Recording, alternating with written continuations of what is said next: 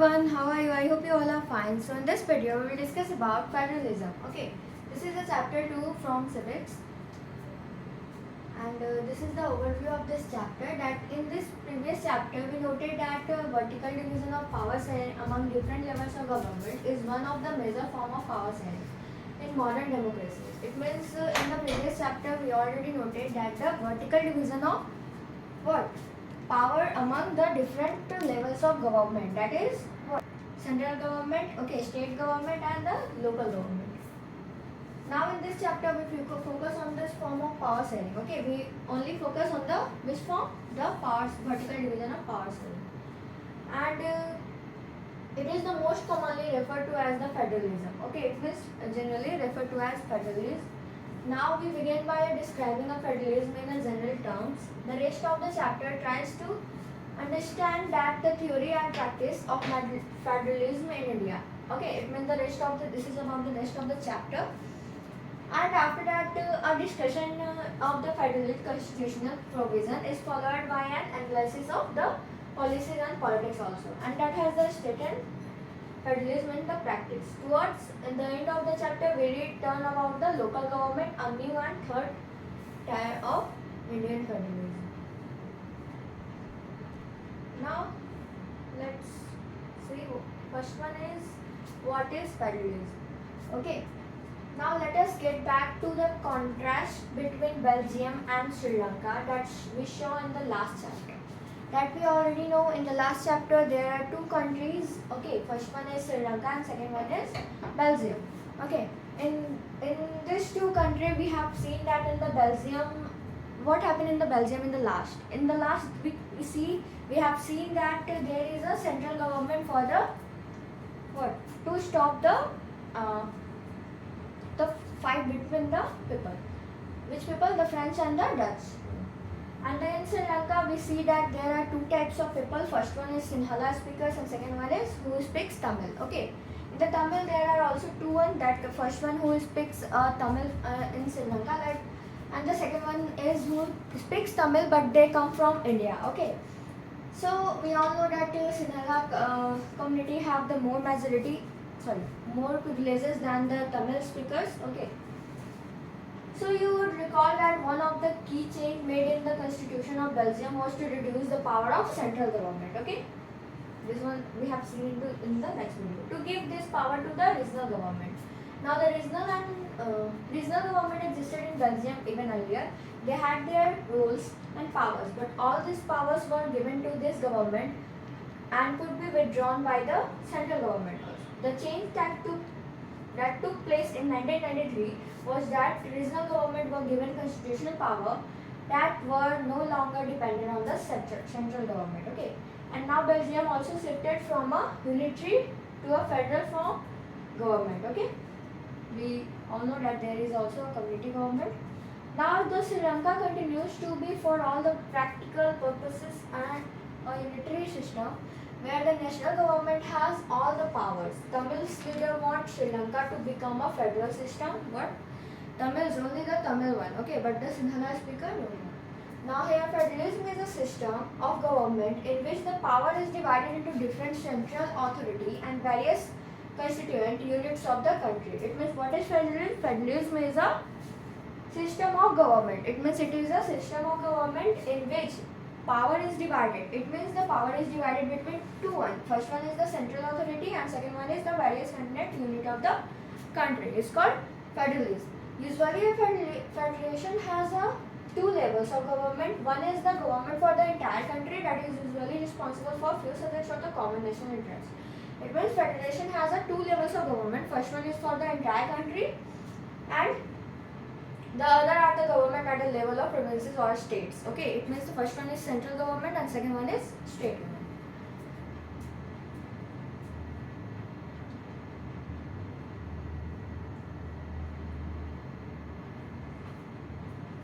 In this sense, federation are contrasted with unitary government. Okay, it means this is contrasted with a unitary government.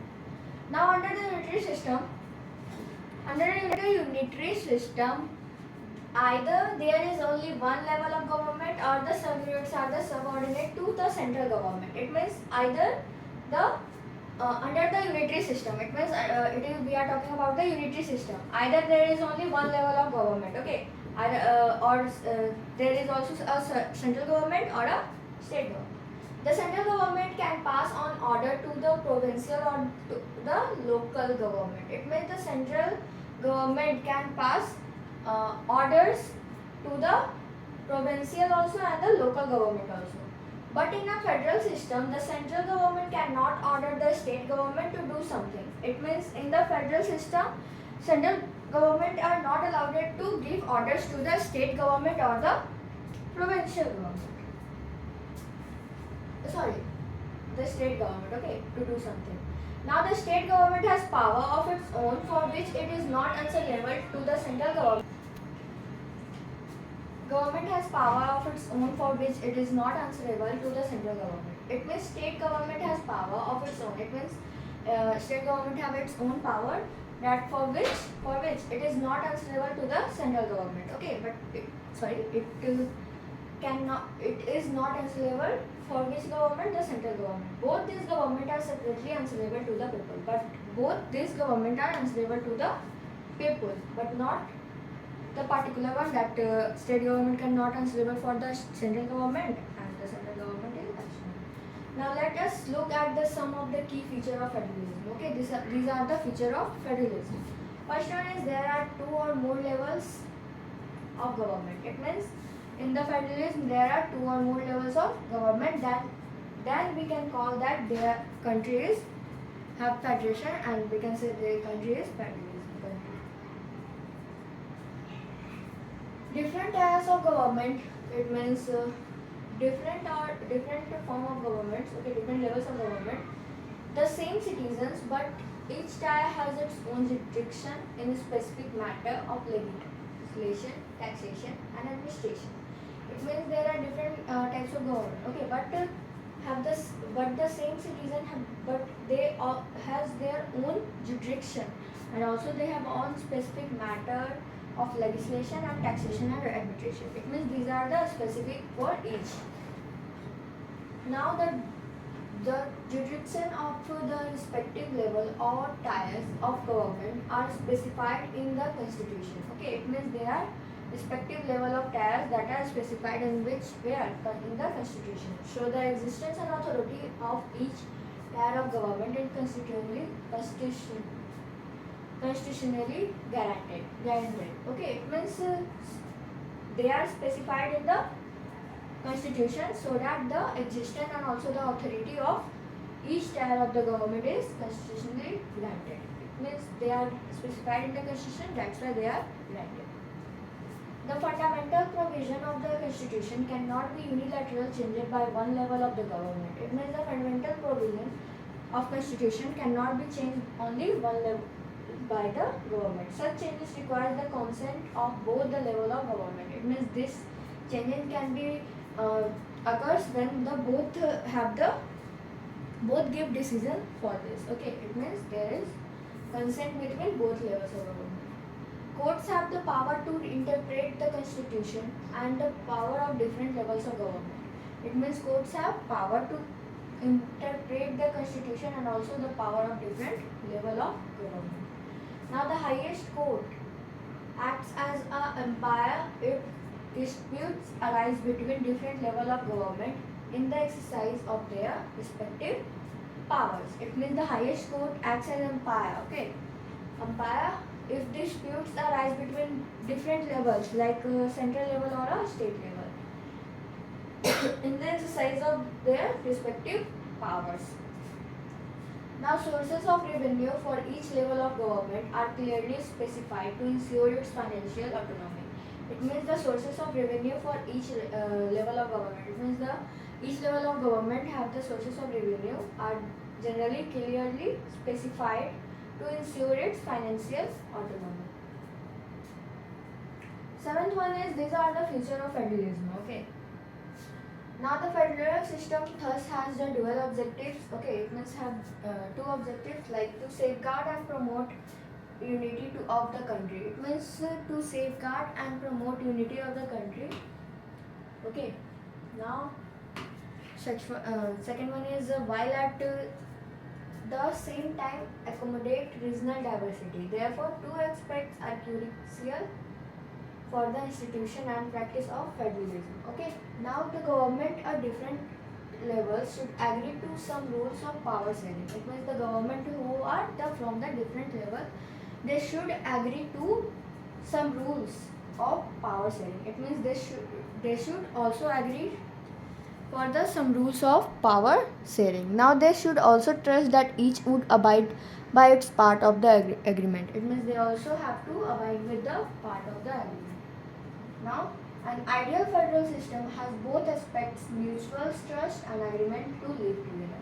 It means ideal federal system has both. First one is aspects, and that is the mutual trust and the agreement to live together. Now the exact balance of power between the central and the state varies from one federation to another. It means the exact balance of the power between what? Which the central and the state government varies from one federation to another federation. Now this balance depends mainly on the historical context in which the federation was formed. It means this is mainly depend on historical context in which the federation was formed. Now there are two kinds of routes through which federation have been formed. It means there are two kinds of routes in which their federation have formed. Now the first route involves independent states coming together on their own to form a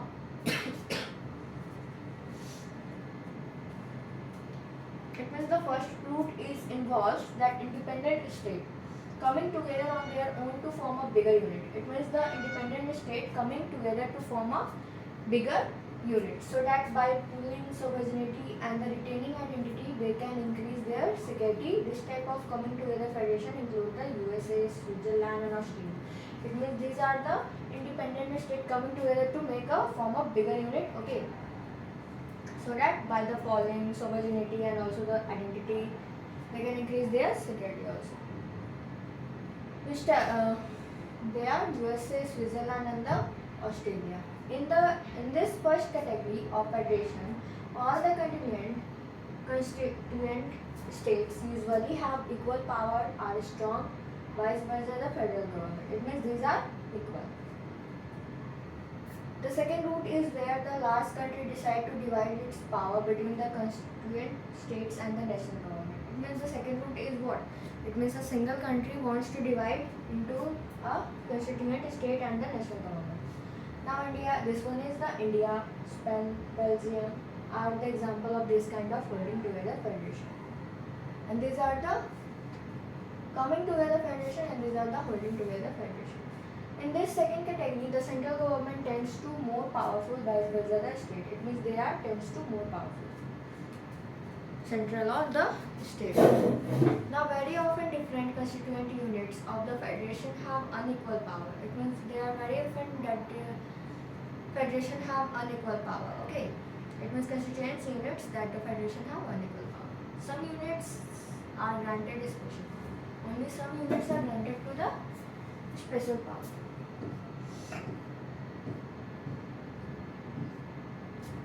And in next topic we will read about that what makes a federal country.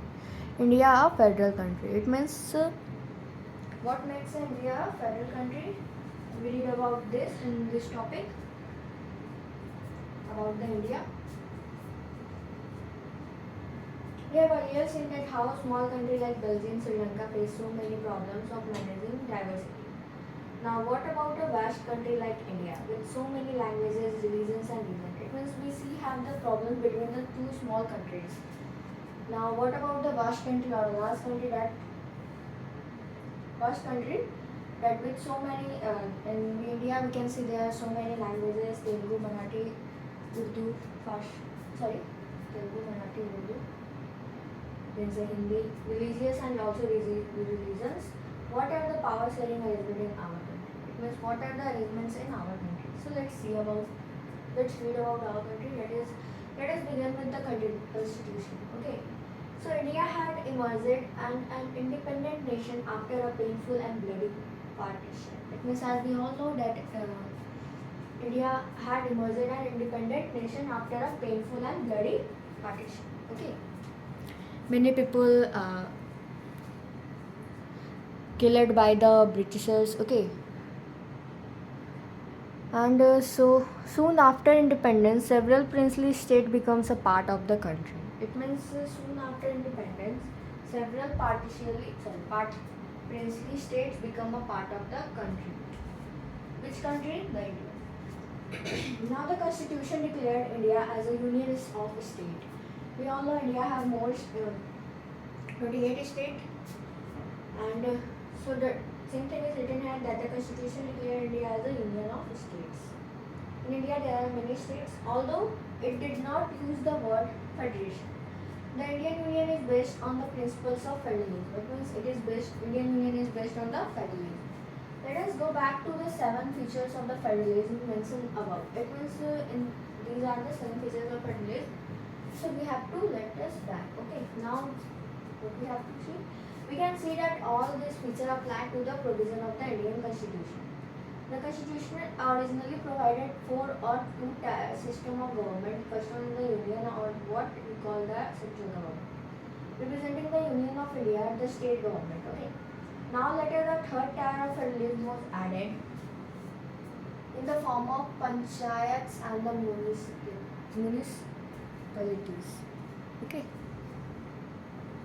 As in any federation, this type of tier enjoys separate jurisdiction. Okay. We all know that each different tiers enjoy the separate jurisdiction.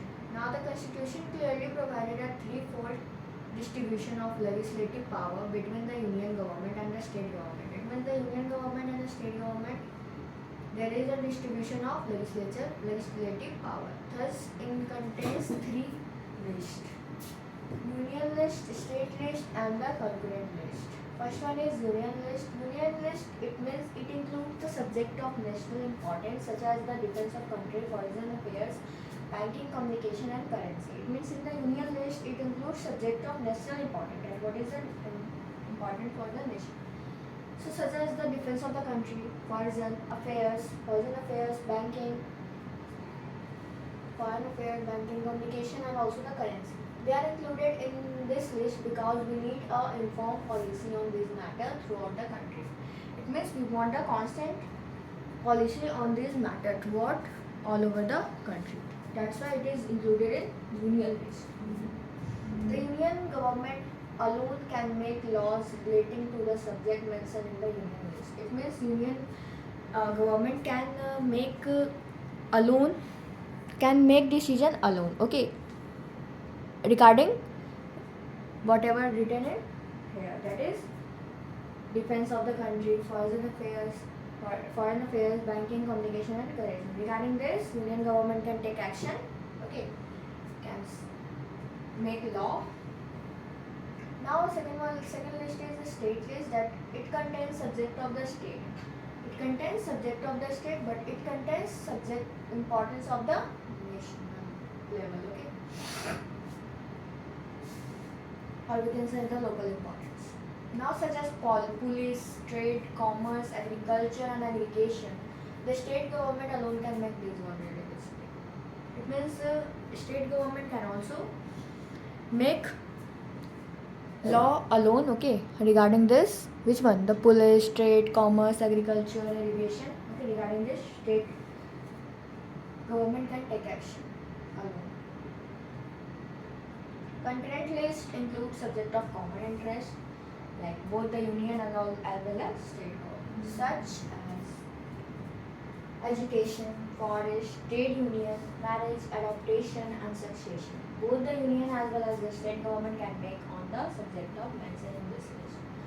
Okay, they both can work on this, make law on this. If their laws conflict with each other, the law made by the Indian government will prevail. Okay, it means there is a law conflict between each other, the state government also and the union government also. Then the law made by the union government will prevail. Okay. What about the subject that do not fall in any of 3 lists? And what about that subject that are not fall in these 3 lists? Okay, like or subject like computer software that comes up after the constitution was made. It means computer was from when the constitution was made. According to our constitution, the Indian government has the power to legislate on these judiciary subject. It means these are the judiciary subject and the Union government have the power to work on this. We noted above that most federations that are formed by the holding together to not keep equal powers to its constitution unit. Thus, all states in the Indian Union do not have identical powers. Okay. Now, some states enjoy special status. States such as Assam, Nagaland, Arunachal Pradesh, Mizoram enjoy special power under certain provision of the Constitution of India, Article 371. Due to their peculiar social and historical circumstances, okay, they are enjoying special powers. Now, this special power is specially enjoyed in relation to the protection of land rights of indigenous people, their culture, and also the preferential employment in government services.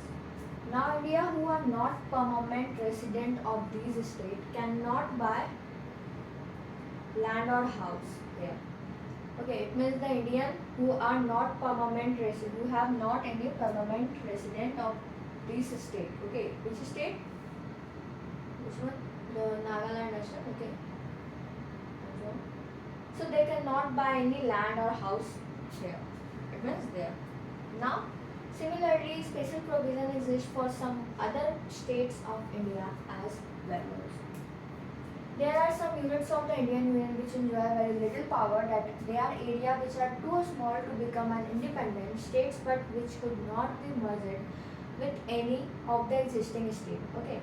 These areas like Chandigarh or the Lakshadweep of the capital city of Delhi are called Union Territory. It means these are the Union Territory which were Chandigarh, Lakshadweep or the capital of the city Delhi are the Union Territory. This territory do not have the power of a state. It means this territory have not have the power of state. The central government has special power in running this area. It means the central government have the special power to run this type of area.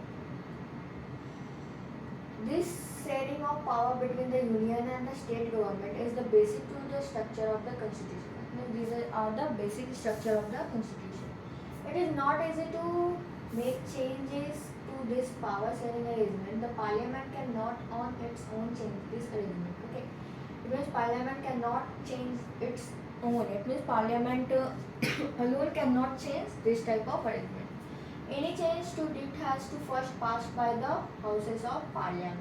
Two houses we all know, Lok Sabha, Rajya Sabha, with at least 2/3 majority. Okay, there should be 2/3 majority. Okay.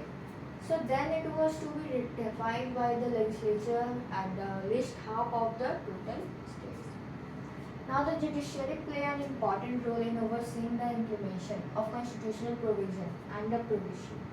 In case of any dispute about the division of power, and the high courts and the Supreme Court make decision. Okay, but the Indian and the state government have the power to raise resources by levying taxes, order to carry on the government, and also the responsibility assigned to each of them. Each of them, which one? The state and the union government. This was in India. This is a map of India in the year 1947. Okay. Next one, how is federalism practiced? It means how it is practiced. We will discuss this topic in the next video. Okay. So I hope you understand all this thing, that what are the federalism, feature of the federalism, and what makes India a federalism country, because there are constitution, there are three legs. Okay, many reasons are there. Okay, that's all for today. Thank you very much.